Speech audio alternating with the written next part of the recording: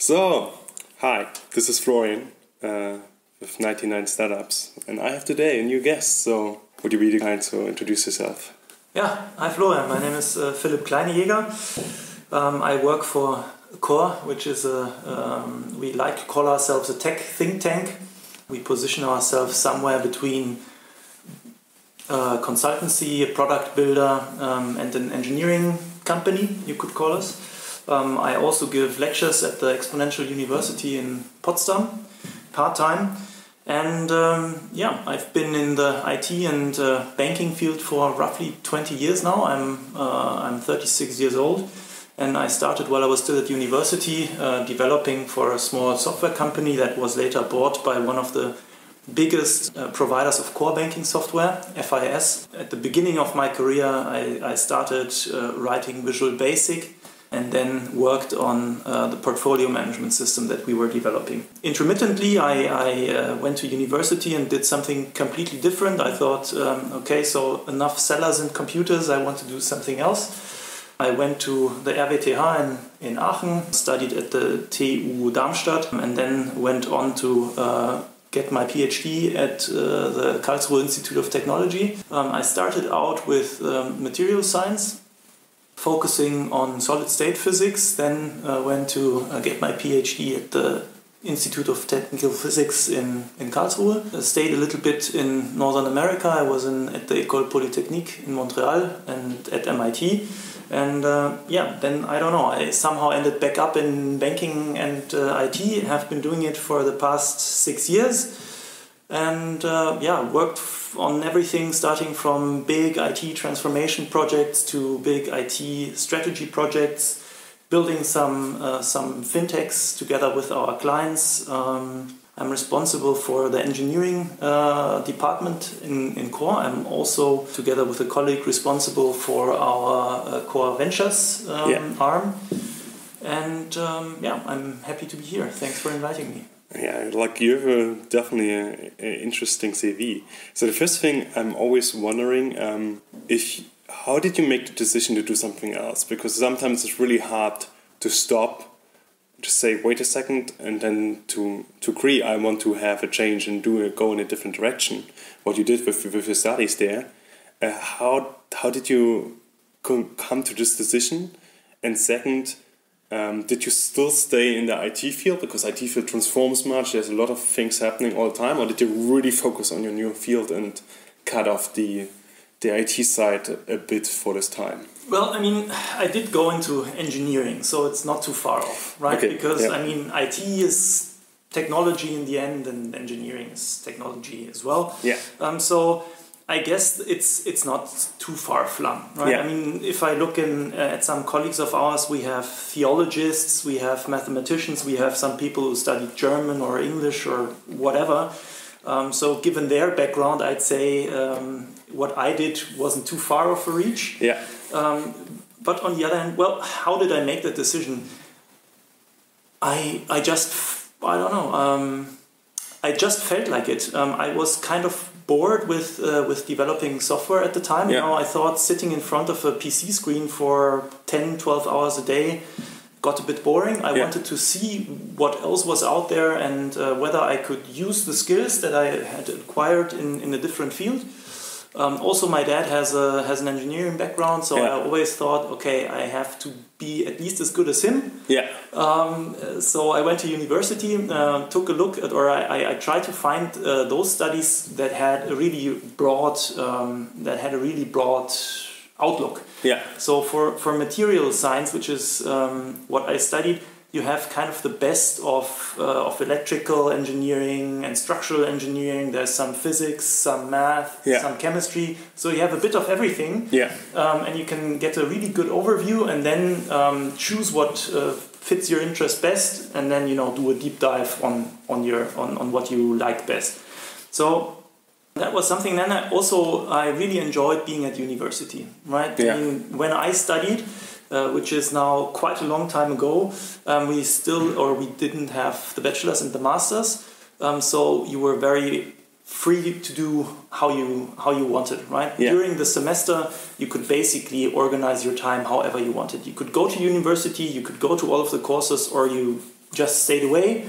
I don't know, went out with friends, did some sports and so on. I always worked on the side. I just generally enjoyed my time. Thankfully, my parents allowed me to, study a year longer. So I didn't finish in 5, but in 6.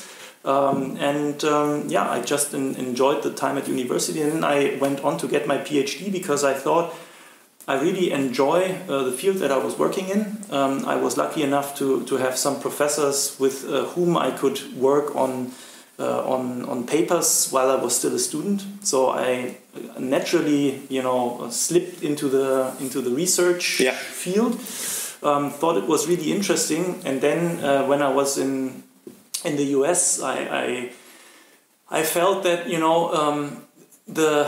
I wanted to do something else entirely again. Yeah. And I wanted to bring together, the engineering that I had learned at university and also the development that I had been doing before, and try to look, where I had the most, let's say, freedom, right? So I applied at all of the big industry companies, and also to some consultancies, the big ones,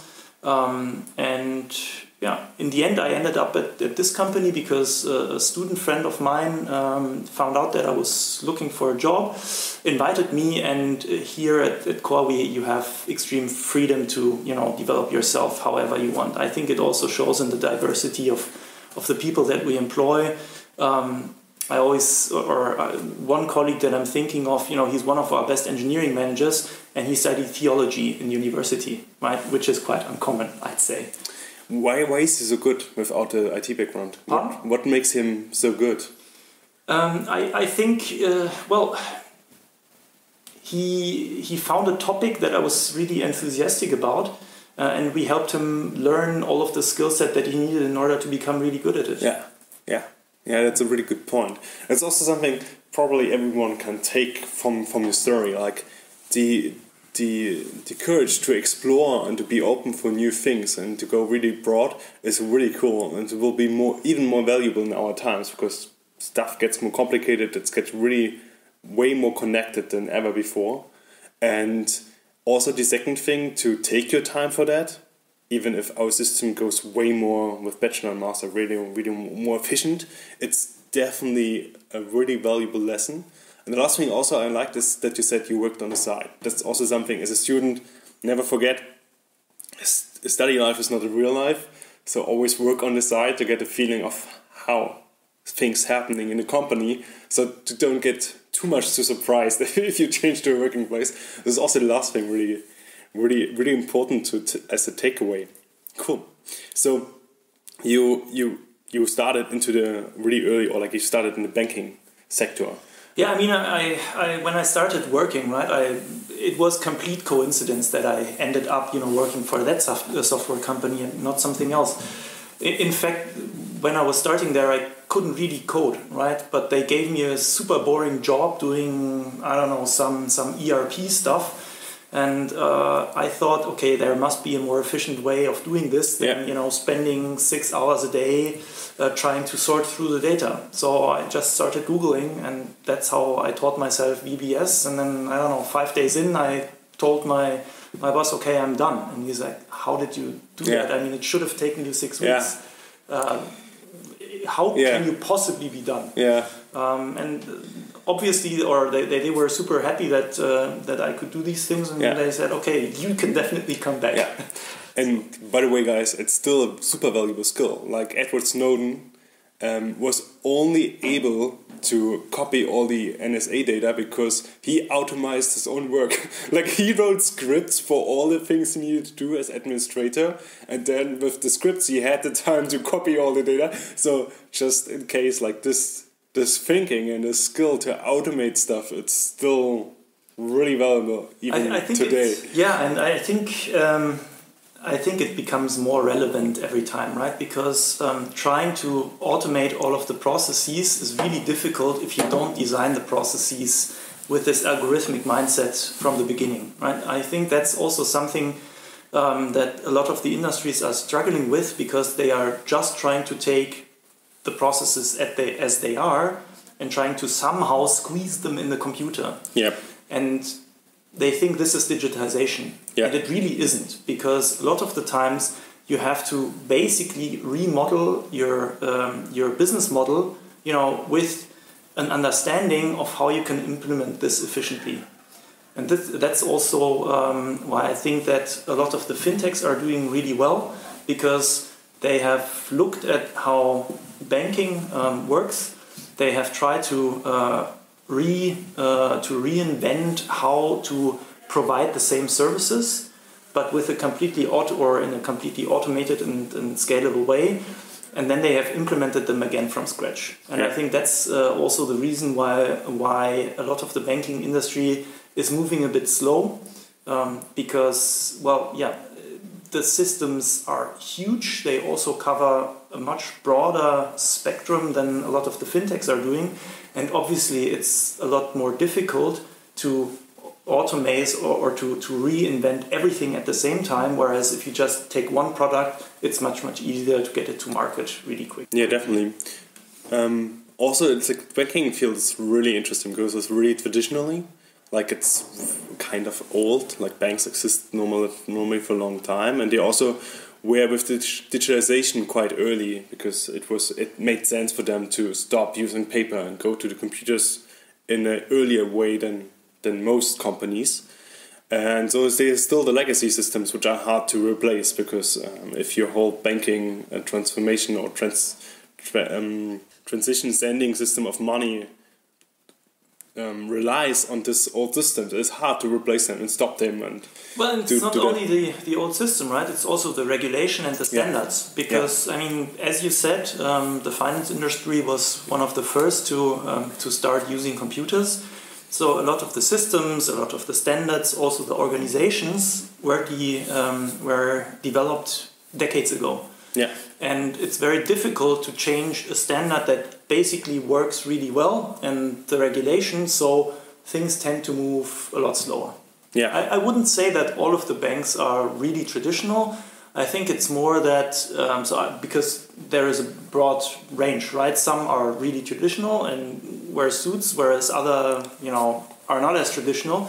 But still things are not moving as quickly, obviously also because they are very tightly controlled from the regulator, right? So if BaFin is telling you, you need to do it exactly like this, you can't change things all of a sudden. I remember I asked a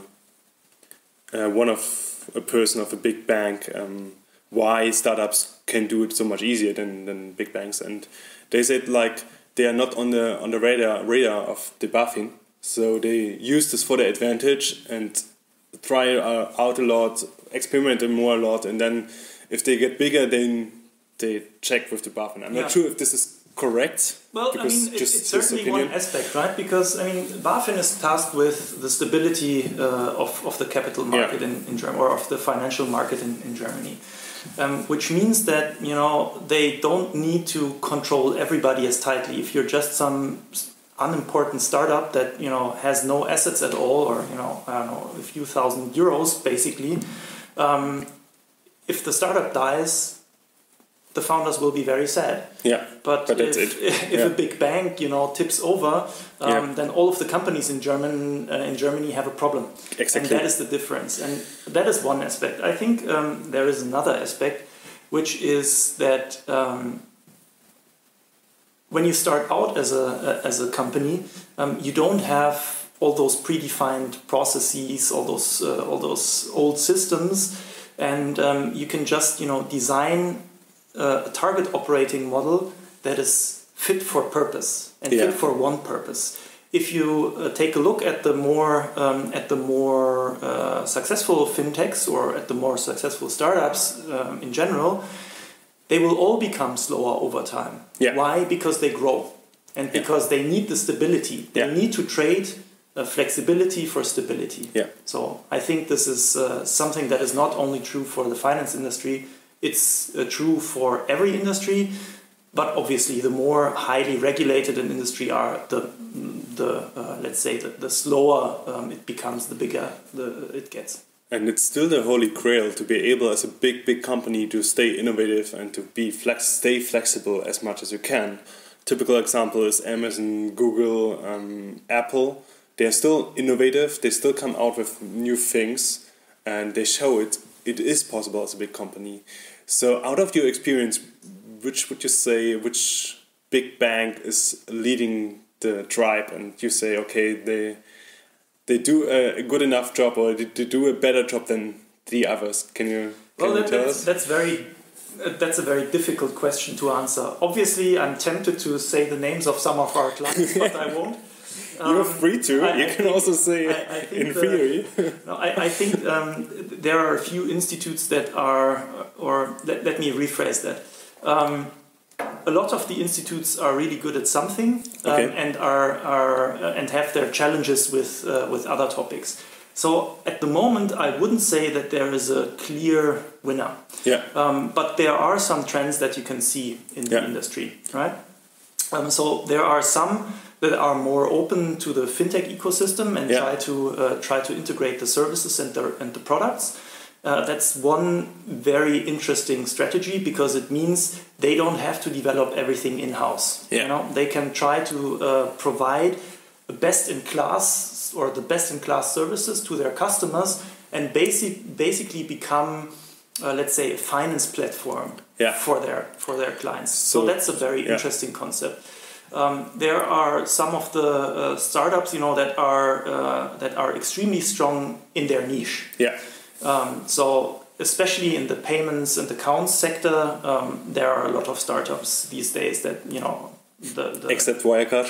Well, Wirecard not so much anymore, but there are lots of interesting fintechs, and it's evolving, the ecosystem, right? In the beginning, everybody was going for the, let's say, easier use cases such as payments, such as accounts. Now there is a tendency to move into loans, also into investment products, and also into SME products. So the more, let's say, corporate focused banking services. But there is also merit in some of the more traditional approaches, because if you look at which banks are doing well at the moment, a lot of the incumbents are not bad off at all. So even Sparkasse, Volks- und Raiffeisenbanken, and so on, the more, let's say, that are active in the whole region, or everywhere. Which are really locally based, locally connected. Exactly, and in the end, what everybody is doing is sales. Yeah. And if you're active everywhere, that's a big asset as well. Yeah. So I couldn't say who I see winning. Yeah. It's still. I think the race is still open, and it'll be interesting. It'll be interesting to see what happens. What I do believe, however, is that there are too many banks. If you compare the number of banks in Germany with the number of banks in other European countries, Germany has multiple, so a factor of 5 times more banks, for example, than Spain. But we have also 5 times more savings, right, than Spain. So maybe that's the reason. Oh yeah, but if we have more money to spread, so maybe we need more banks. I should have defined that better. Per capita, Germany has 5 times more banks. Okay, fair enough. Yeah. It could be good. It could be bad. It's depending how good the banks are able to diverse themselves from the others. And there's probably technology playing a big field. There's PSD2, which is like regulation, open up your systems. And probably there's also a big part of how you build up your culture from the people. Like banks have the challenge that they're really traditional, really be on the safe side, go with the regulations, don't do stupid things. So this is probably another challenge for them because it's the opposite of being innovative. Like being safe, always be cautious is the opposite of being innovative and try things out. So this is probably the 2 biggest deciding factors: how good you handle your technology, and the other how good you handle your culture, right? Well, yes and no. I think the answer is a bit more complex, because if you consider what the banks are doing, or what a lot of banks are doing with IT, and if you take a moment to look at what they are trying to sell. I mean, most of the banks are not trying to sell you technology, right? I mean, basically, you want to be able to pay. Yeah. As a customer, you don't care whether you have an account. You don't care about the system. Yeah. I mean, yes, you know, some of them are doing or are trying to push technology X, Y, Z, but in the end, as a customer, you don't want to spend money, right? You want to buy a product. You want to own a product. Yeah, it's about the experience. You don't have enough money, so you need a loan. You have too much money, and you want to invest it to make sure that it gets even more. Yeah. And you know, however you address that need, I think is more important than you know the technology that you use it for. So if you consider the IT that you need in order to provide those services, there is some, let's say, customer-facing software, like apps, your online banking, all of the channels. And that is market differentiating. If you take a look at what's happening in the background, the users certainly don't care, because what kind of system you use for the accounts, nobody's really interested in. And some of the banks don't care either, because they say, you know, it's technology. I just want an account system that's working. Or I don't even want an account system. I want somebody that can provide me with accounts that I can sell under my name. Yeah. So I think there will also be a consolidation taking place in everything that is not customer facing, because when you consider it, it's not really market differentiating, and it's a volume business. So I think, you know, we'll see the advent of some big processing centers that provide banking services in the background. Yeah, I agree with you. Also to add a quote of Bill Gates, he said, "We need banking, but we don't need banks." So this is also the summary of what you said. Like, people are not interested in banks; they are interested in the way of banking. That means in the way of spending money, and then how it's be done. It can be freely defined, and they're probably also interested in the interaction with experts, like for investing or something, or like the options you have, and just like the local field. If a Sparkasse, like a saving bank, is really locally well connected, adding a lot of value to the local system, they will not die. They will survive. Yes, and I mean, if you take a look at how financing happens in the US, it's quite different from how companies are financing themselves over here in Europe. Yeah. Right? Because here in Europe, especially if you found a company, well, it's certainly changed a little bit in the last year. So yes, now there is a lot more access to venture capital, and a lot more, let's say, investment banking is also taking place here. But if you want to start a company, you need some money in order to start out, right? And then you need some money in order to, I don't know, to build out a certain product, or to invest in certain assets. And a long time, and you know, the majority of companies still work like this in Europe, you get a loan. Yeah. And you get a loan from a bank. Yeah. And the bank is able to provide you that loan because, on the other hand, they are acquiring their liquidity from the people who have their accounts there, for example, right? But a lot of the companies in the US, they finance themselves differently. They finance themselves over the capital market, you know, with stocks and going public and so on. And that's a big difference, right? Because for going public, you can get money from you and me. But I can't give you a loan. Yeah, but like, that is a big difference in how, you know, companies are financing themselves. But still regulated over the stock market, right? As long as you don't go over blockchain, it's still regulated over the stock market. But you know, still the underlying financial mechanic is completely different. Yeah, correct. Because you know, it's not one big bank that is deciding, do I give you that loan? You know, it's all of the investors who are saying, well, I believe in Tesla, or I don't believe in Wirecard. Yeah, correct. Yeah, correct. Would you say one is more powerful than the other, or is it hard to say? I mean, I think it depends. So what you can, if you just look at the numbers, obviously there is more venture capital available in the US, and the development over here in Europe is also that people tend to think this or it's a good thing that there is lots of money available to start new companies, right? Because it means a lot of innovation can take place. Because as we discussed earlier, smaller companies tend to be faster, and more flexible. Yeah.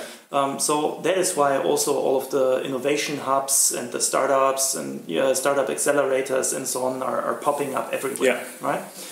So I think it's beginning. We're still decades behind the US. But there is also some cases where it's easier to get a loan, right? So I think it really depends on what kind of situation you are in, if you should get a loan from somebody or if you're able to go public, right? Because I mean, if you're a really small company and you're not able to get venture capital or you don't want to give away equity of your company, a loan is better, right? Because you don't have to give away equity. Yeah, correct. Yeah, it's really interesting. It's like also goes along with the different way of doing stuff from America versus Germany. Like we traditionally were really engineering based, really careful, and we still had innovation in the past. That's the question: how much we have innovation still right now? But there's a reason why our small, mid-sized companies are really successful, and this happened in the past from innovation from there. So it's kind of the question if we should adapt more or if we should try to make this strength even stronger. It's hard to tell, but really you have a better opinion on that. You saw both, like you have an engineering degree, so probably you have even a better insight on that. It's all about the mixture. If you only push one solution, like you said earlier, if all you have is a hammer, everything looks like a nail, and it's always good to have a tool set available. Yeah. And then choose the right tool for the job. So I wouldn't say one is generally preferable over the other. I think we need all of these tools in order to make sure that we prosper. So and it's the same with technology as well. Monocultures are generally bad. So you need to be able to phase in and phase out certain tools, depending on what the use cases that you need to. Do you see enough diversity in the technology field, or do we go really fast in the monoculture? Well, I mean, let me give you one example that has nothing to do with banking. I think it's bad if you need to forbid a certain technology. Let's take mobility, right? Saying we don't have the classical cars anymore might be a problem, because that means we are in effect establishing an ecosystem. If everything is using batteries, it might not be a good thing, because I'm not an expert in mobility, right? And it's certainly true that we need to change how our mobility works. But whether batteries are the best solution or whether there might be another solution around the block, I don't know. But if you put something in law, if you regulate it, as we discussed earlier, it's very difficult to change. So I think it's more preferable if we define certain thresholds or certain parameters that need to be met, and then we let the market decide, how it's best to reach those goals. But that is done if you forbid petrol cars, right? If you forbid petrol cars, it doesn't mean that you say we go into the battery field. It just says we don't want to have this whole CO2 emission from petrol cars. So of course you can do with subsidies, you can push a little bit in this direction, but at least Germany did that's the reason why this whole car companies go right now on electric but didn't go before, because they were not sure which technology will win, if the electric will be the winner or not. And right now they just follow the lead of Tesla. Well, like I said, I'm not an expert, but there's e-fuels, there's the what are they called, the fuel cells, so hydrogen based electricity or based mobility. We'll see where it leads. But with respect to the industry, do we have, or to the IT industry, do we have a monoculture? I wouldn't say so. I mean, if we take a look at the last 10 years or so, and if you take a look at the programming languages, I mean, yes, Java has been around forever. Yeah. But Go has surfaced rather recently. Python is kind of there popular. There is lots of frameworks, that pop up. Everybody's using them for 3 years, and then, I don't know, 2 years on, nobody's using them again. It's a good example, I think that's something that is important, to design all of your products in a fairly modular way, using some interfaces so you can make sure that you are able to switch out technology or services down the road, right? Because again, we don't know the next innovation that is around the corner, and it might be cheaper, it might be faster, it might be, higher quality. So I think the important thing is to be able to decide where you want to move next. So having options available that you can choose from is more important than having a super highly optimized system right now. Yeah. So, but if we say, okay, like banking sector moves into the direction of cloud because it makes sense to fulfill what you said, like to do the background stuff more in an efficient way and focus on the things you want to be diverse of the others, or you want to be better. Cloud makes sense. It makes sense to put this in a different hands, this part of the business. But if you check in the cloud sector, there's like Amazon Web Services and Azure.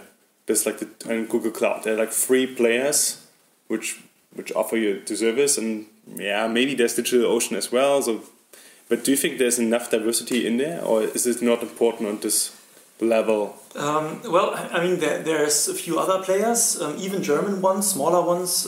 Some of the retailers are building their own cloud. Oh yeah, so you mean Otto Group, for example, they're building their own cloud. For example, and some others as well. There is also the Asian players. Okay. So yes, I guess there is a dozen or so providers. Fair enough. Yeah.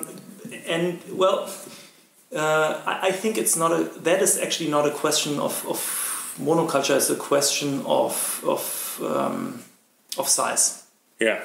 Because the kind of services that they provide, infrastructure, you can automate a lot, but investing in that automation is extremely expensive.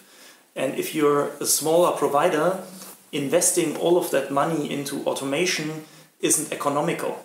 Yeah. So the bigger you are, the more you can invest in automation, in security, in optimizing, in even specialized hardware. So I think that's a rather, let's say, that's a strategic development that we will see more of in the future, because it's a commodity. Yeah. Right. I mean, sourcing a virtual machine somewhere is not something where you can distinguish yourself through quality. It's a standard product, and whether you get it from provider 1, 2, or 3 doesn't really matter. And if something becomes a commodity, that means size wins, volume wins. Fair enough. Which is why I think the whole industry will definitely move in that direction. Yes, there are some drawbacks and also some special use cases where you might not want to move to the cloud, but I think the general direction that the industry is taking with respect to where the infrastructure is being sourced from, it will not revert. Yeah. So do you think there are like enough German players in the cloud space, saying data protection and so on, or like not German, Europe players? Let's say this. Well, obviously no. If you take a look at the numbers, the answer is obvious, and it also becomes a geopolitical question at some point, right? So that is something that we need to discuss, and where we need to find solutions. But again, it's like with the platforms. That is something where I think you effectively have to regulate, because there is no other way. Because it's like the Highlander. There can be only one, and eventually the market forces stop working.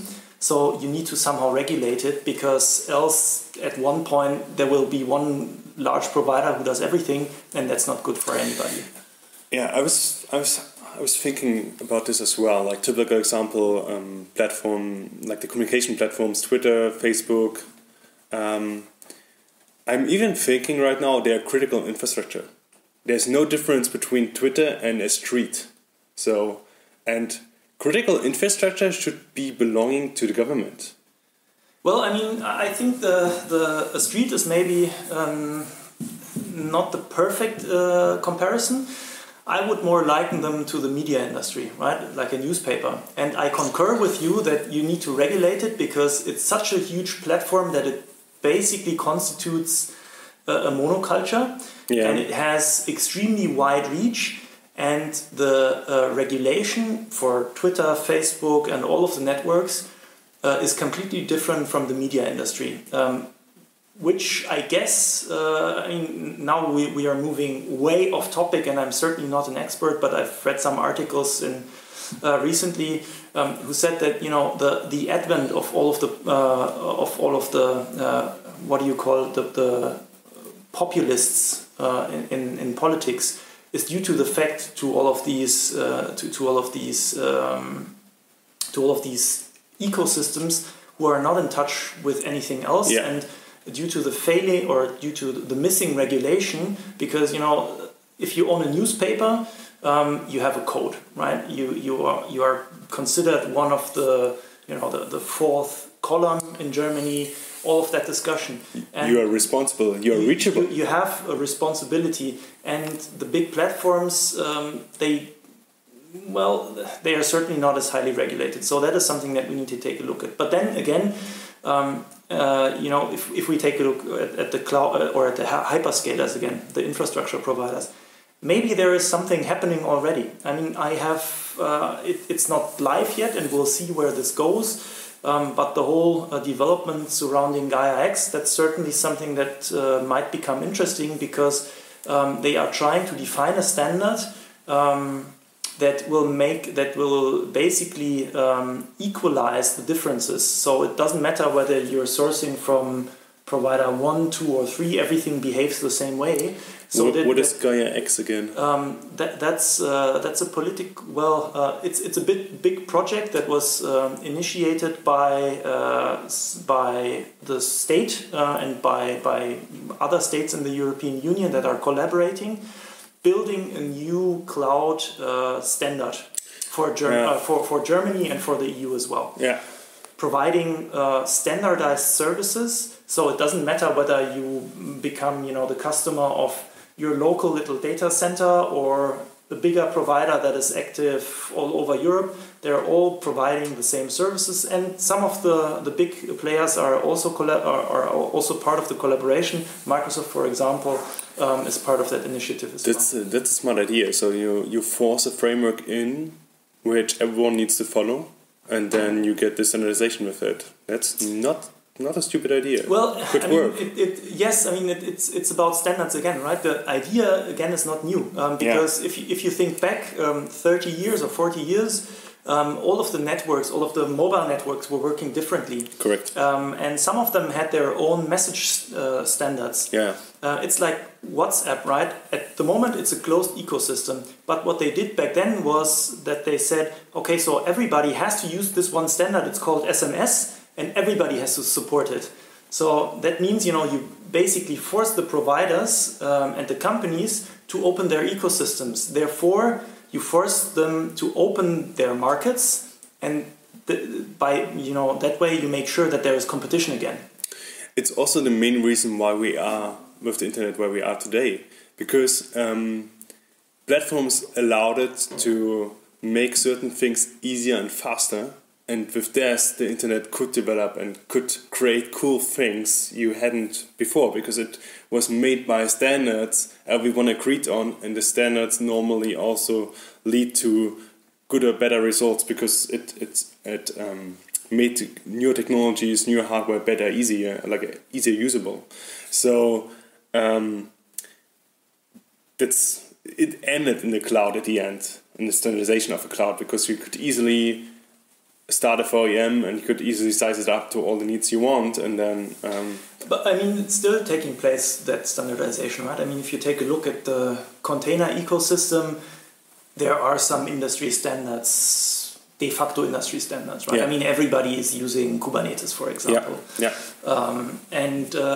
So I think in some areas it actually works better than before, because the whole open source idea is about, making these ideas open to everybody. So if you want to implement a system that works better but provides the same APIs, you can switch out Kubernetes and use something else. Or on the other, or from the other perspective, you can use Docker or you can use one of the alternatives, and it's all interchangeable. Yeah. And I think that's very conducive to have an evolving technology base, because it means better ideas don't have the possibility to compete with the established ideas. I think, I completely agree. And I think also the next area which this should be happening is probably machine learning. Because I think, out of my perspective, this would be the next step to have this automation side more standardized and more comparable and more. But I mean, yes, but a lot of the big machine learning frameworks are open source, right? So yes, I mean they certainly have certain approaches, and I'm sure some years down the road we'll have more standardization. But the fact that a lot of them are open source, I think is very good, because it doesn't mean it's proprietary technology. Yeah, but like to do a well standardization, which is we discussed, we came to the conclusion that it's a big factor. There's needed, like they need to have better ways to make algorithms transparentable. It's a really difficult topic, because it's created by the data you train your network on, and then to make this transparent, what the network is then doing, is quite a big challenge.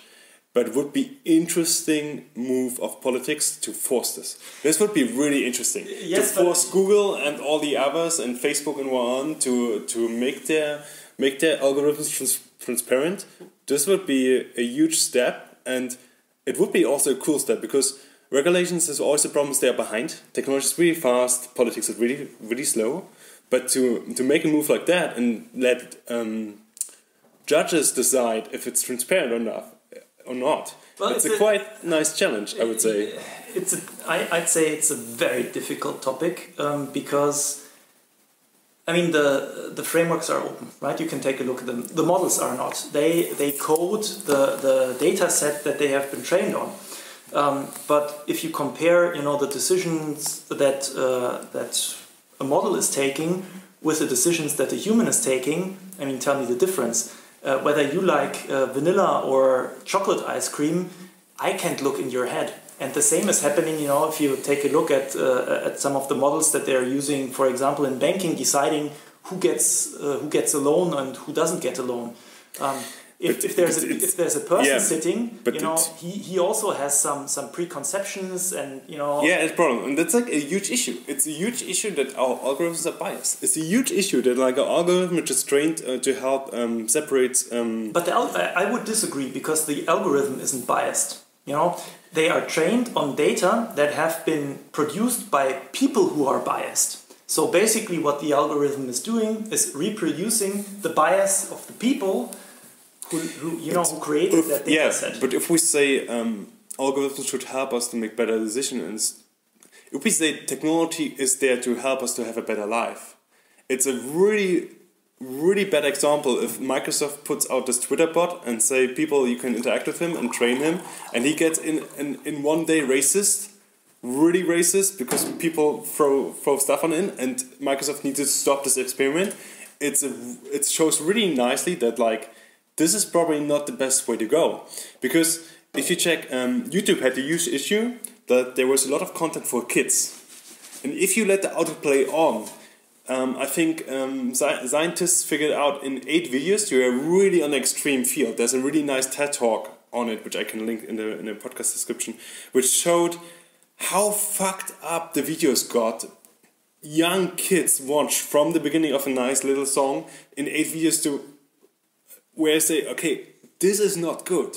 This is an algorithm. It doesn't matter why it is like that. Yeah, but then it is like this. It's a huge problem. Yes, it's a problem. But I think it's interesting, because if you solve those kinds of problems with technology, you can try to fix it, right? I mean, trying to make people change is much more difficult than trying to gauge how your algorithm is deciding, and trying to work on that bias. Because getting people to make unbiased decisions is probably a lot larger than trying to work on your algorithm and making sure that the model takes unbiased decisions. Because on the one hand, you can measure it and you can let's say fix it and make sure that from now on it takes good decisions. Whereas with people, yeah, probably more difficult. That's the reason why I would force it more on the algorithm than on the people, because how you said, it's really difficult to get people to do a behavior change. It's part of innovation to be able to bring people to a behavior change, because then your innovation is successful. Then to put the burden on the big tech companies and say, hey, you're smart, solve this issue. And the problem is how they solve it right now is they let people watch videos and then like accept them or decline them, and then this poor people need to watch like really hardcore, not good for your soul shit you don't want to watch. You don't want to see a puppy burning in hot water. Like this is also not a good solution. I don't know the solution how you see as well, but I would, as a regulatory, I would put the burden on the big companies. They have enough money, they have enough resources, they have the smart people. Let's see what they come up with. And yes, you are right. But I think that it's an interesting point that you're making, because it brings us back to the discussion about the media companies, right? I mean, as a newspaper publisher, you are responsible for making sure there are no extremist views in your newspaper. Yeah. And equivalently, as a media outlet, a media platform in the internet, you should also be responsible for making sure there are no extremist videos, tweets, whatever on your platform. I think we can see the beginning of that development already. I mean, if you take a look at the election in the US at the moment, some of the platforms took a decision to take a stand against, extremist views. Are we there yet? Is it the same level, and is it working as well as it needs to be? Certainly not. So a lot needs to happen in that field.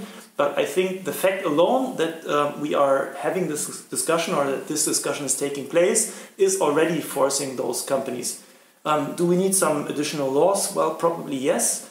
But I think you also need to how do you say, to gauge the regulation with the freedom, because first you need to see the good developments and the bad developments in order to make sure that you foster the good ones and you try to slow down the bad ones. But if you try to regulate too early, you will stifle innovation. Yeah. It's a really interesting topic, and it will be interesting to see how it plays out, because politics is traditionally not really good to shape our future actively. They kind of respond to things what's happening and then be a bit late. So this will be interesting to see what they come up with and what happens. Like one small example which really disturbs me. So if someone out there has a solution for it, I would be open for it. Is if you check under a YouTube video random comments, there's a lot of stuff going on where you think, okay, interesting, and then you try to follow this person that wrote this, what else they wrote. You have no chance to find this out. YouTube prevents actively from searching people with their comments. They just don't allow it. They actively forbid you to do this, where I think, okay, you create a room which like no control at all, and stuff can happen automatically with bots or whatever. I don't know if this is bots or not. Like, I just would like to know, but I have no way to find out, because I can't really check out what these people do, and I can't even, if this would be a way to figure out if this is a real person or not. And I don't want to censorship. I just want to have more transparency and like see what's going on there. So if you want to do something disturbing, go under, like, let's say, under some YouTube videos, you will figure out what's your own, because you know what I mean, and then see some extreme comments where you're really confused. There's an underlying, let's say, issue which you can't really solve with technology. I mean, a lot of the newspapers, or all of the newspapers, at least in Germany, if you want to comment below an article of theirs, it has to be screened by the newspaper. So your comment only gets published, if they first made sure that you're not breaking any laws, you're not fostering any extremist views, and so on and so on. And obviously, a lot of the big platforms are not doing it because they're not regulated in the same way. And it's also difficult because those are global platforms. So it's not only Germany. So the laws that we have here don't always apply to everywhere else. So that's something where we need to find a solution. But I think the underlying problem is that the people really want to make those comments. Like the people really want to post those videos and I don't know, disturbing pictures and whatever. And I think the only thing that you can really do is educate people. And that is something that where technology can certainly help. But making sure that everybody has access to education is much more important than trying to filter out the comments. Because you don't fix the real problem. My idea was also not to filter out. I would like to have just more transparency to understand this issue more without being restrictive, to make this clear. But also the interesting thing is about educational. Like it was never easier than today to get educated. You don't need money. You can just go online. There are really good platforms. There's really good Wikipedia. So you can start to educate yourself really easier than ever before. But it doesn't mean that you educate the personality better, you get better as a personality out of there. So this would be a nice topic for schools, because schools are not only there, out of my perspective, to push knowledge into people. That's boring, that's not interesting. You can easily get any knowledge you want through internet.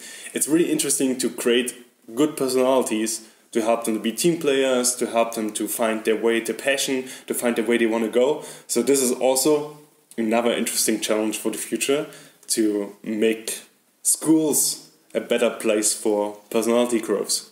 Yeah, certainly. But you have to remember that we are in a very privileged situation here. So for us, it's very easy to get education.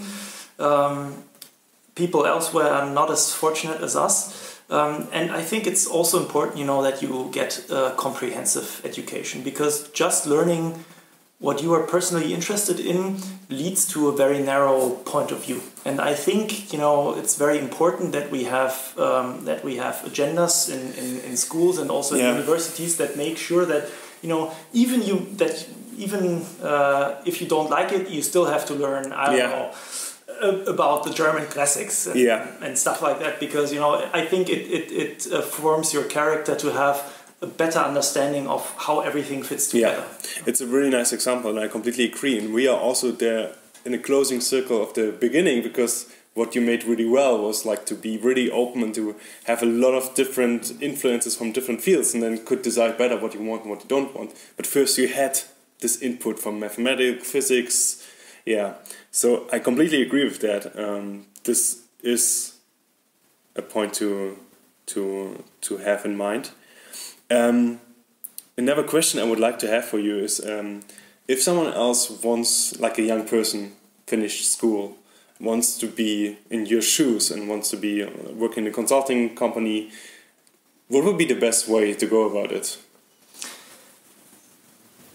I think you need to be open to new experiences. You need to be highly motivated. Intrinsic motivation is very important. And given the fact that we work a lot, you have to really like what you're doing, because you won't spend 10 hours or more a day working on your projects if you don't find them fascinating. So, in the kind of work that we do, we don't work for 10 years on the same problem, for 10 years in the same position, for 10 years in the same department. You have lots of change all of the time.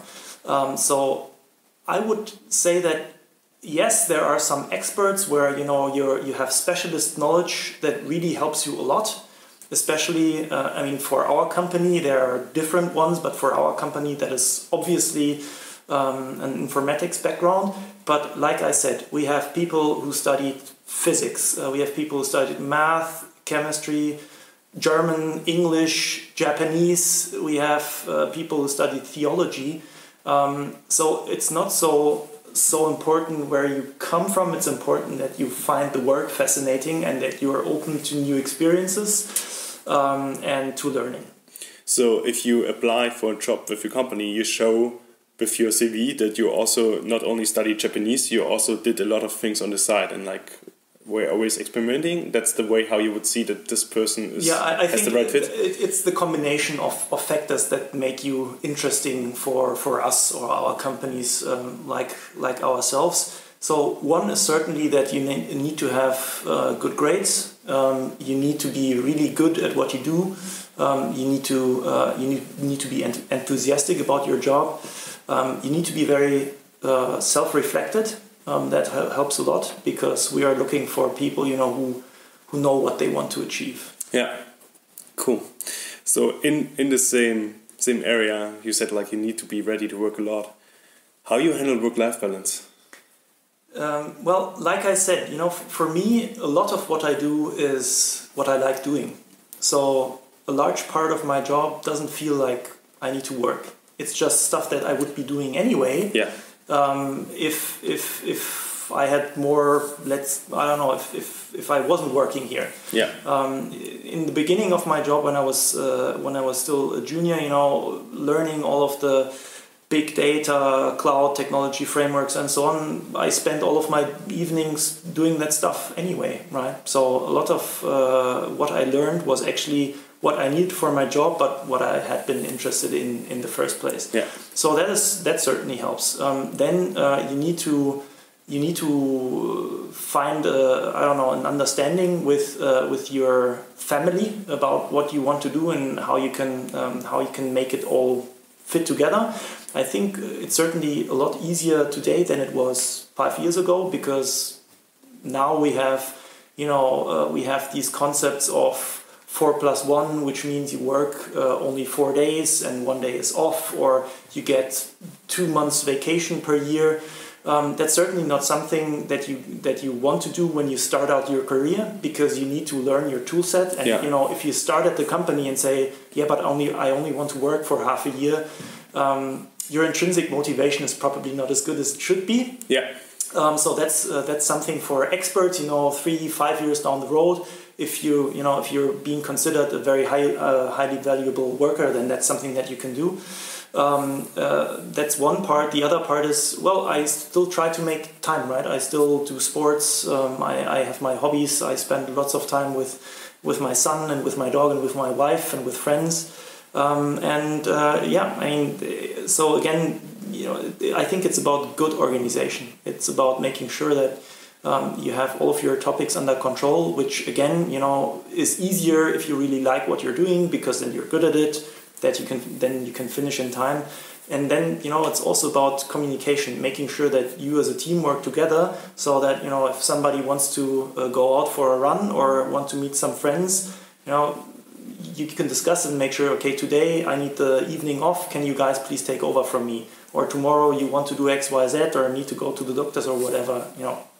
It's about teamwork. It's not about doing everything yourself. So are you able to transfer, like to use this concept in all fields? Like, are you able to say, okay, I need to do sports, so I make sports in the way that I really like to do it, and that I stay intrinsic motivated, or?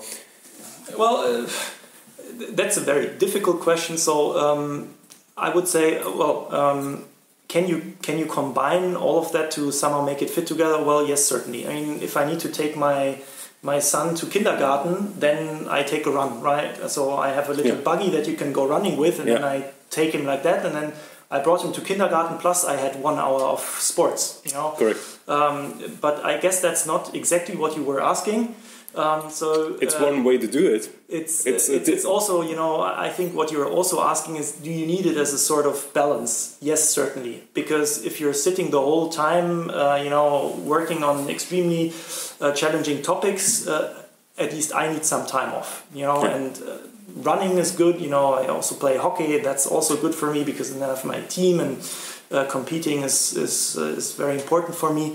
So, yes, I think it's sometimes you have to force yourself, because just doing one thing because you don't want to do the other thing. Sometimes you have to force yourself to do it because I think it's or let me rephrase that.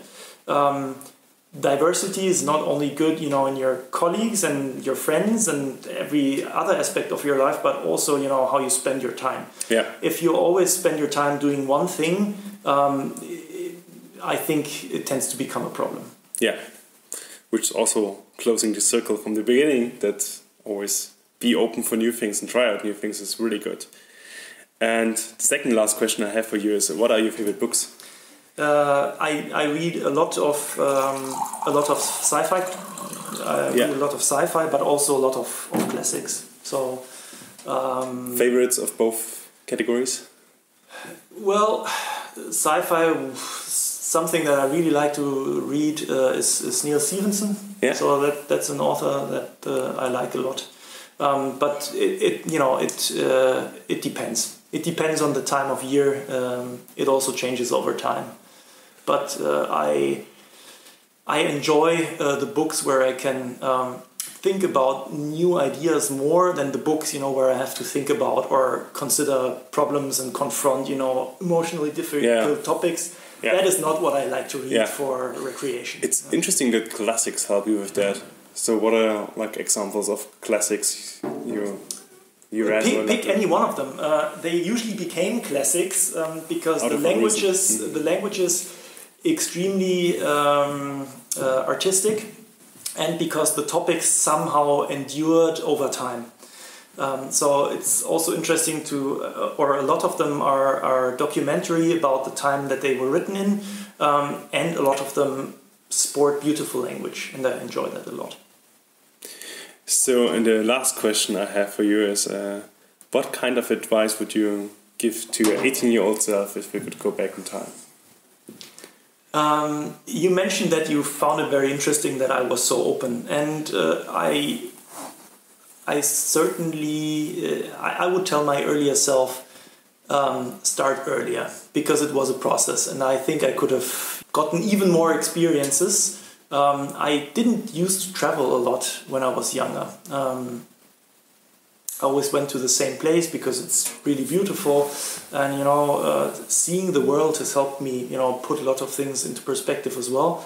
And I was super busy at the time, right? I was working, I was playing hockey in my team on a very high level.